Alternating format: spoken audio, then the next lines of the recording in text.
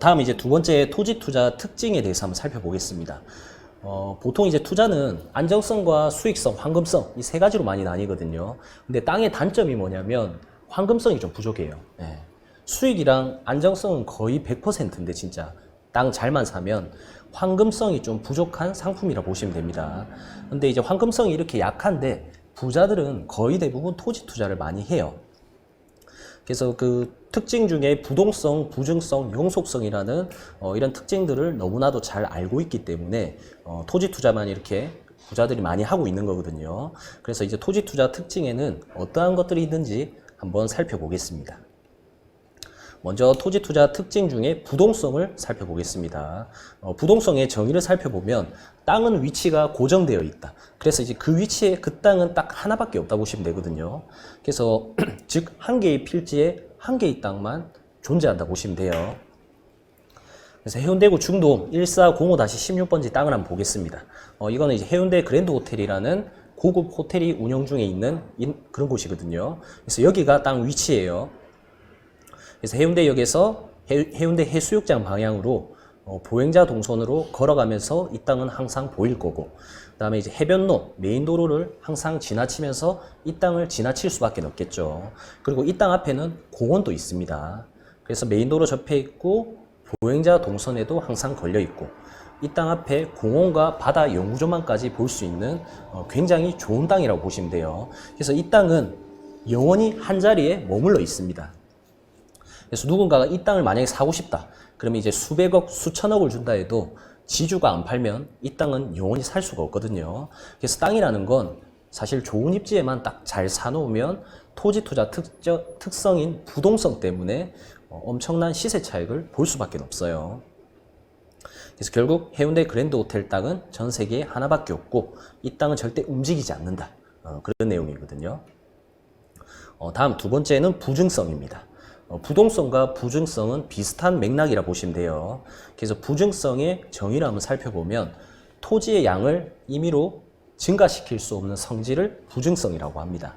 그래서 이처럼 땅은 절대 줄지도 않고 생산할 수도 없고 새롭게 만들 수도 없습니다.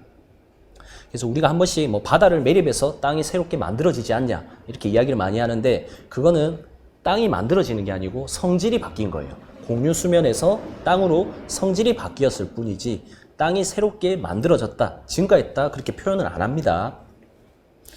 아무튼 요즘 샤테크에서 명품백도 증가하지 않으니까 중고 가격이 굉장히 많이 올라가죠. 이처럼 돈과 강남에 땅이 있다. 그러면 이제 우리는 사실 돈을 열심히 벌면 돈은 증가할 수가 있습니다. 그런데 강남에 있는 땅은 더 이상 생산이 불가능하다 보시면 돼요. 그래서 돈과 강남이 있으면 돈이 뭐 수천억이 아닌 이상은 강남 땅을 우리는 선택을 하셔야 됩니다. 그래서 지식백과에 부증성이라고 이제 검색을 해보면 이러한 내용들이 나와 있거든요.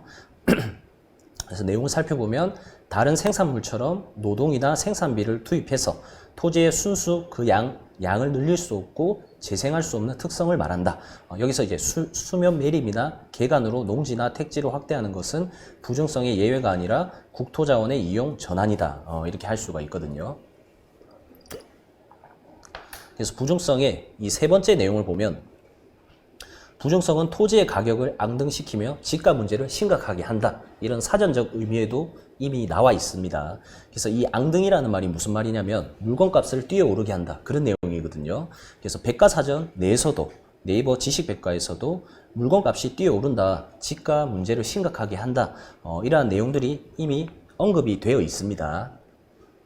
그래서 예시로 우리 대구의 수송못을 한번 가보겠습니다. 대구는 아무래도 물을 볼 수가 없거든요. 그래서 이 수송목 가서 커피를 마시면서 데이트하는 걸 굉장히 선호한다고 해요. 야경도 굉장히 이쁘죠. 이처럼 산책로도 있습니다. 하지만 수송못에는 이쁜 호수뷰가 나오는 카페는 손가락으로 이제 세알릴 수 있을 만큼 몇 개 안 된다고 보시면 돼요. 이게 부증성이랑 연관이 있거든요. 그래서 이쪽 라인만 딱 수송못 영구조망이 나오고 더 이상은 영구조망이 나오는 땅이 없습니다. 그리고 이제 뒷블럭 같은 경우에는 앞에 건물에 가려지기 때문에 이제 수송못 영구 조망의 대체제가 될 수가 없다 보시면 돼요. 그래서 결국 여기도 부증성이 있겠죠.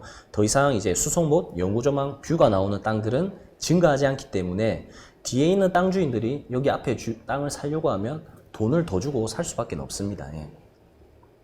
그리고 여기는 뒷블록도 어떻게 보면 수송못과 가깝기 때문에 더 뒤에 있는 땅 주인들이 있겠죠. 그러면 조금이라도 가깝게 나오려고 더 많은 돈을 주고 땅을 살 수밖에 없어요.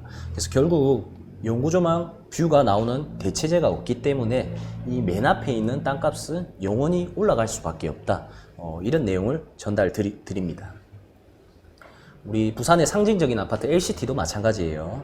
우리 딱 LCT 가보시면 해운대 백사장에 딱 접해 있거든요. 그래서 이 아파트가 사실 비싼 이유는 부산에서는 현재로서는 이거보다 더 좋은 데를 갈 수가 없습니다. 더 좋은 데 가려고 하면 만약 부산을 떠나서 이제 서울로 이렇게 이동을 해야 되거든요. 그래서 부산에 연고가 꼭 있어야 되는 분들은 아무래도 사업이 망하지 않는 이상은 여기를 살면서 계속 유지하려고 할 거예요. 그래서 여기 아파트 가격이 떨어지거나 주변에 땅값들이 떨어지려고 하면 해수욕장이 없어지지 않는 한 웬만하면 가격은 계속 올라간다. 그래서 좋은 땅 위치에 좋은 아파트가 지어지는 이러한 순간 더 이상 증가하지 않는 부증성 때문에 토지의 특성이죠. 가격을 앙등시킬 수밖에 없다. 그래서 가격이 계속 지속적으로 올라간다 보시면 됩니다. 다음 이제 마지막으로 영속성이 있거든요. 영속성은 영원히 토지가 계속 유지된다 보시면 됩니다. 우리가 땅은 누군가에게 빌려주면 절대 사라지지 않고 땅을 임대했을 때 소득이 영원할 수가 있어요. 반면 우리 자동차 같은 경우에는 시간이 지나면 감가상각이 될 수밖에 없죠. 내가 차를 1억 주고 샀다. 5년, 10년이 지나서 키로수가 높아지면 가격이 5천만 원, 3천만 원, 2천만 원까지 이렇게 떨어질 수밖에 없습니다. 하지만 이제 땅은 시간이 지나도 이렇게 닳지 않기 때문에 오히려 시간이 지나면 지날수록 사람이 많이 찾으면 찾을수록 이렇게 가격이 많이 올라간다 보시면 돼요. 하나 더 예시를 들어보면 이렇게 무너져가는 촌집이 있거든요. 그래서 건물은 오래되고 낡아져서 무너져 내릴 수는 있지만 땅은 영원히 그대로 있습니다. 그래서 절대 없어지지 않는 영원한 부동산이 바로 토지이다. 우리 재개발 재건축도 보시면 비슷합니다. 건물은 굉장히 오래됐잖아요. 근데 여기에 새 아파트를 지음으로써 아파트 가격이 다시 상승하게 되는 거거든요. 그래서 땅은 이처럼 영원하다. 땅의 가치를 알아야 돈을 벌 수밖에 없다. 그런 구조라고 보시면 됩니다. 그래서 결국 보시면 이제 아파트라든지 상가, 그 다음에 이제 공장, 이런 거는 토지 위에 모두 지어진다 보시면 돼요. 그래서 아파트 가격이 상승하고 상가의 가격이 상승하고 그 다음에 공장 창고의 가격이 상승하는 건 건물의 가치가 상승하는 게 아니고 본질적으로는 토지의 가치가 상승한 거라 보시면 됩니다. 그래서 우리는 부동산을 잘 보기 위해서는 땅의 가치를 잘 볼 줄 아셔야 이렇게 큰 부자가 될 수 있습니다.